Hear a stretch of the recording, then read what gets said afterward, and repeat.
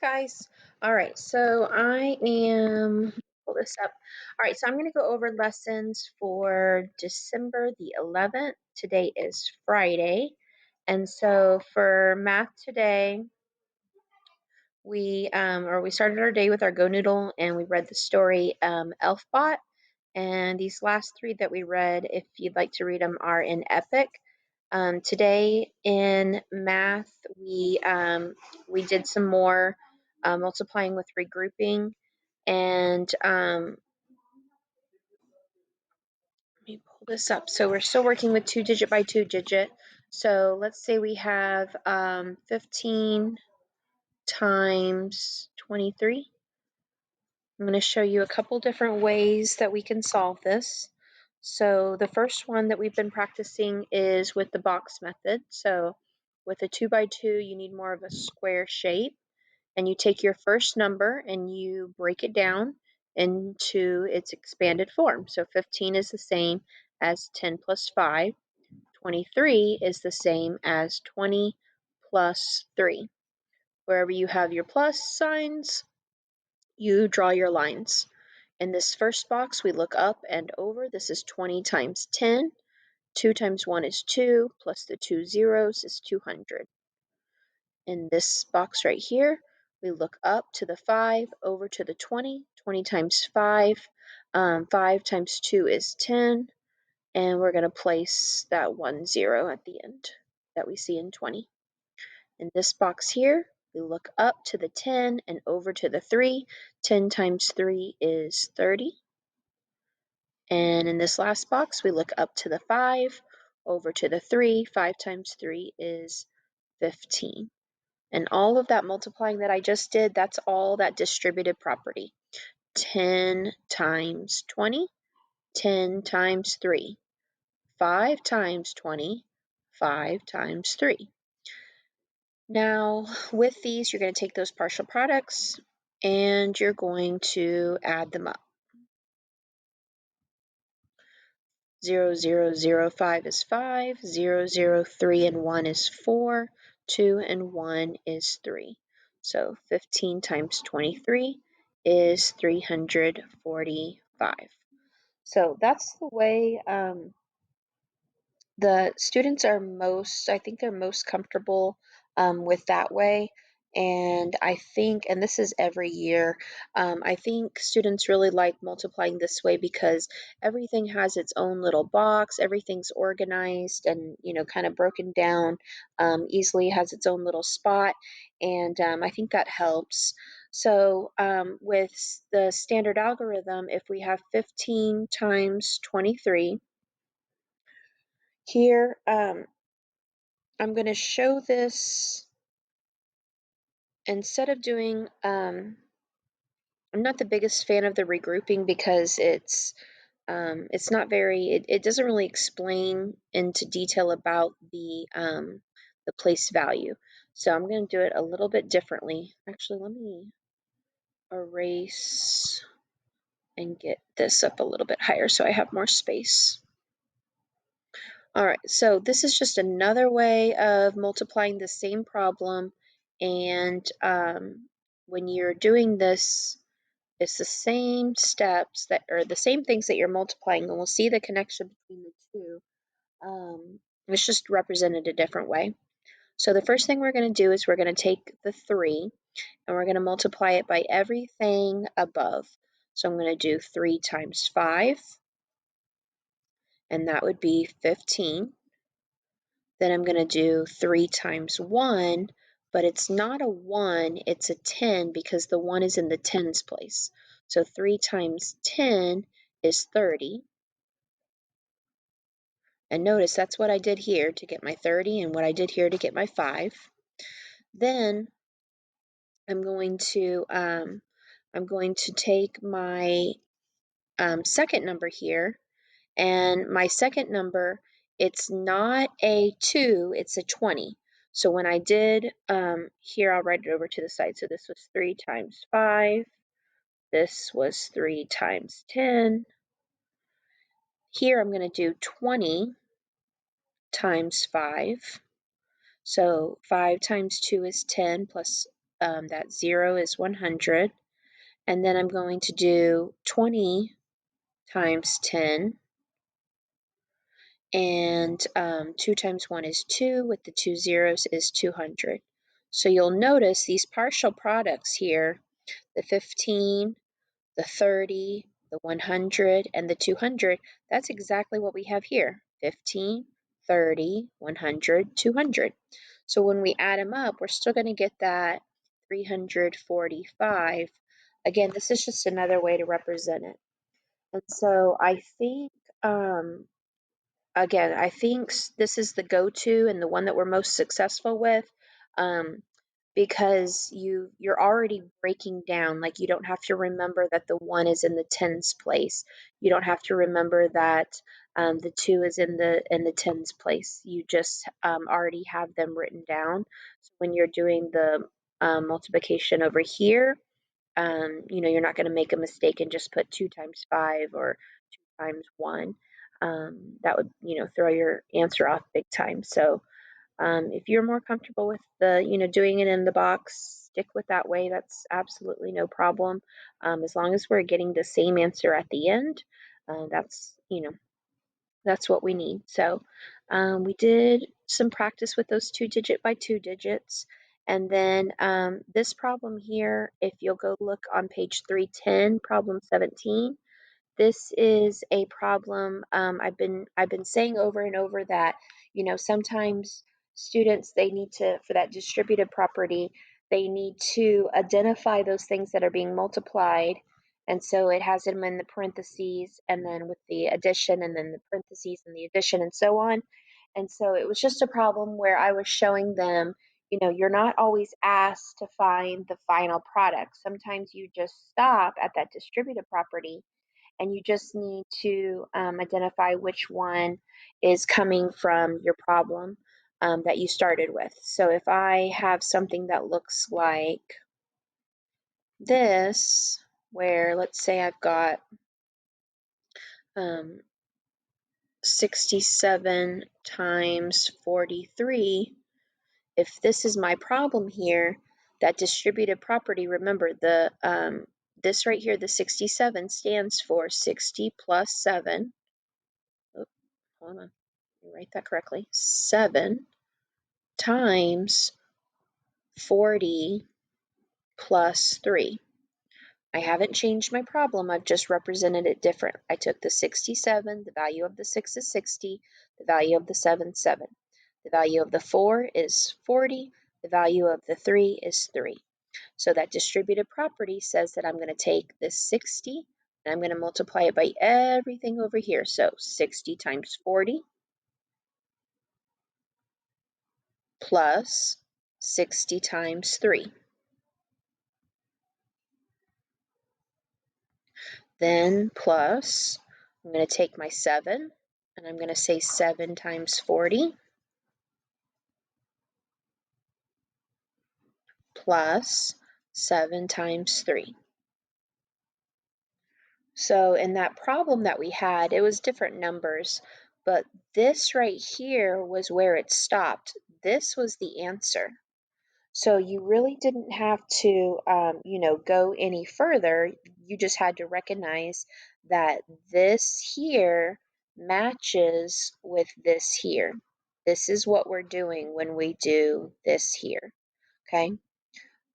If you were asked to solve and get that partial product, then you would need to go ahead and multiply that out. So you would say, okay, 6 times 4 is 24 with your 2 zeros placed there, plus 6 times 3 is 18 with your 0 placed there, plus 7 times 4 is 28 with your 0 placed there, plus 7 times 3 is 21. So your partial products, if they asked you about that, would be 2,400 plus 180 plus 280 plus 21. So sometimes, like I said, you don't actually need what this equals. You just need to know how to get to that step. It could be about the distributive, it could be about the partial product, but that's what that looks like. So that was just an additional problem where I was, I kept saying it and I kept saying, I was like, no, no, no, look here, it's actually a style of question. So, um, the independent work is on page 296, 11 through 16. Please make sure when you go to your Google Classroom and you go to your classwork, that month, math Monday through Friday is there. All of those answers need to be uploaded and entered into Google Classroom so that I can check those for you, make sure we're doing good on that. All right, in reading today, we headed over to Seesaw and we went to this whole group informational text, and we were on the last part here. So, one too many. All right. So yesterday, we had the Connections cookie at our Fourth Street Cafe that we've been dining at this week when we've been doing informational text. And so today we looked at author's purpose apple pie. So it says, why did the author most likely write this text? So we read this story called Into the Fire, and this is all about firefighters and how they tackle all the wildfires that are happening in California.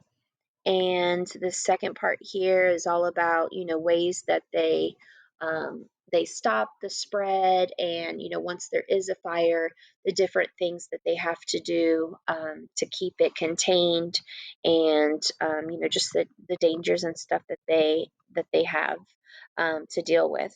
So we talked about the purpose of why somebody would write that. So we talked about how, it's good to educate people on the dangers of them. Um, it's good to know, like um, it was kind of eye opening about all the different, like, I didn't know they had to, I didn't even think about, them clearing out the trenches and, just doing things to, um, prevent that spread. And so, you hear things on the news and things like that, but this was really giving you an inside look at what actually has to be done. And so, this is a state in our country. So just, knowing that people have, have to deal with this, and people have to come up with solutions to prevent this. It said California temperatures, they just keep increasing and increasing and having just record high temperatures. And they have had a lots of drought to where they've been, extended times without water, and that um, they have a lot of vegetation around, that's a lot of trees that have died and things like that. And it's just, with that kind of combination, it's just makes it really easy. Fires can happen naturally from lightning and things like that, but most of the time, 90% of the time, it said that they're happening accidentally from, people just kind of, being careless and not really thinking, um, and throwing out a cigarette and not disposing it properly. Just things like that can happen, and just one little thing can start these huge fires. And they so they have to have things in place. And so we just talked about, why it's good to know that. We had a student who came from California, so that was something. These people that are living there are evacuating their home, and they're they're either losing their homes. And so just, him being from California, kind of had a he wasn't near it, but his he had some family that was affected by that. So, that tied into what we were talking about. So we did that, and then students finished up their read aloud that needs to be turned in. And then going the wrong way, the reading week 16 and 17, Christmas Around the World. We finished the Friday part today, and so they should have on here Monday, Tuesday, Wednesday, Thursday, Friday completed. So today they read about Japan, and then we did a Christmas Around the World Readers Theater. Then Let's see. Then they had some time at the end of that once they finished. They had a quiz on the informational reading right here. And so after they finished that, they had some independent reading time that they could go to on Sora or Epic or in their own books. And then in writing today, we finished so today was a big turn-in day. So all of these things, this one here, the one that says week 17 also, that we're not finished with, but everything so far should be turned in. So um, all the informational text that we had just gone over, all of that can be turned in. So here, open this up. All right, so we have been all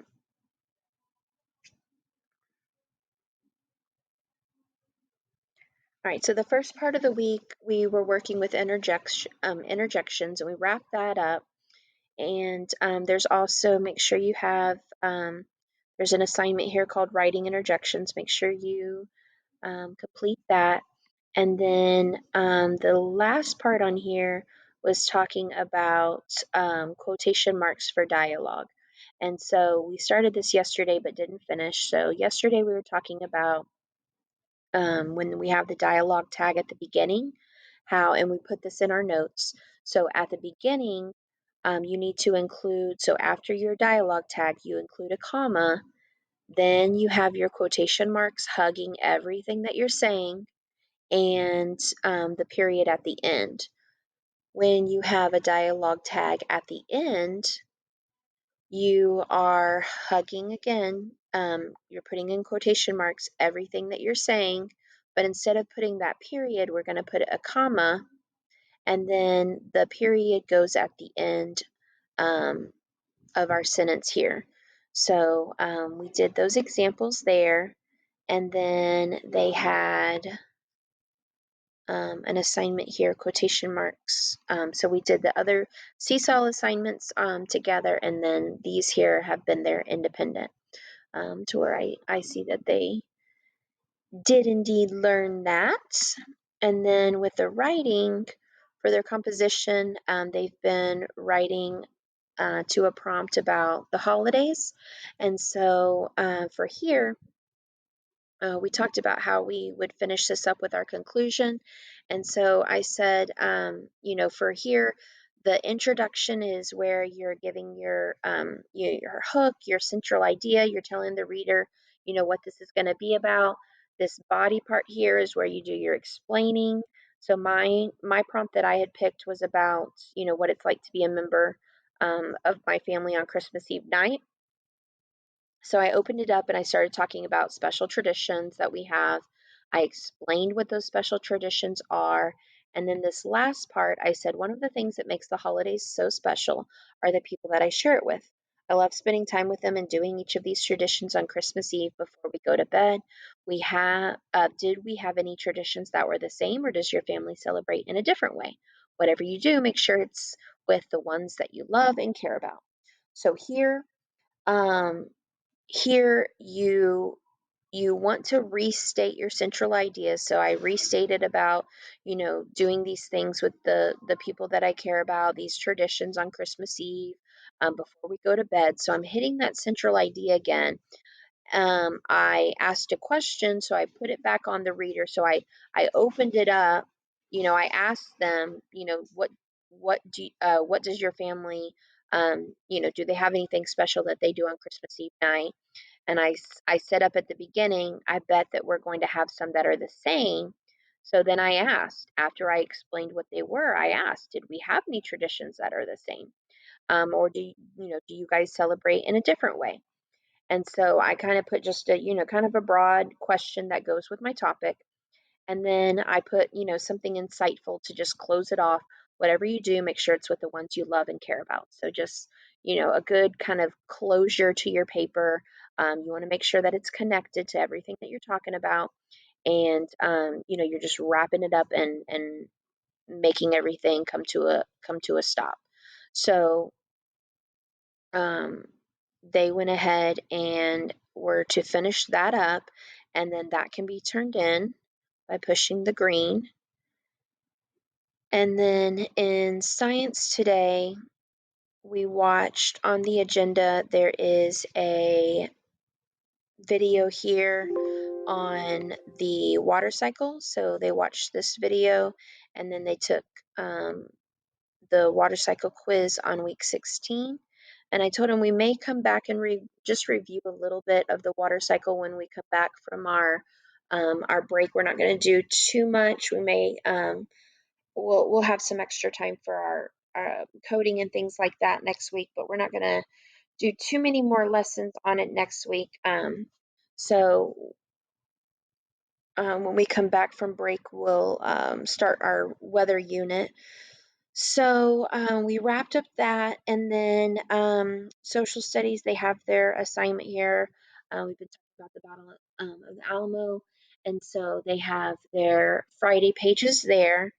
And then the rest of the time, they did their Fun Friday, which if they didn't get to is on activities here. And if you go down, where did it? Oh, here it is. Fun Friday, week 16. So there's some things on here that they can do if, over the weekend, if they did not get to during class. And then students had some time also to work on their coding for science.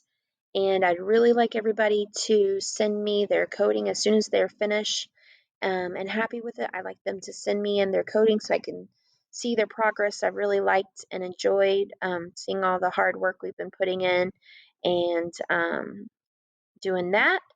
And I had a great time today seeing you guys for our pickup that we did for our bags of goodies for next week. So we'll have a big fun weekend or fun week next week with our goodies and our crafts and our holiday celebrations. And so I look forward to that. So thank you for coming and getting those bags. And if not, please try to schedule something with me for Monday so that we can make sure that everybody's included in the fun. So again, let me know if you have any questions, and that wraps up Friday. All right, thanks guys.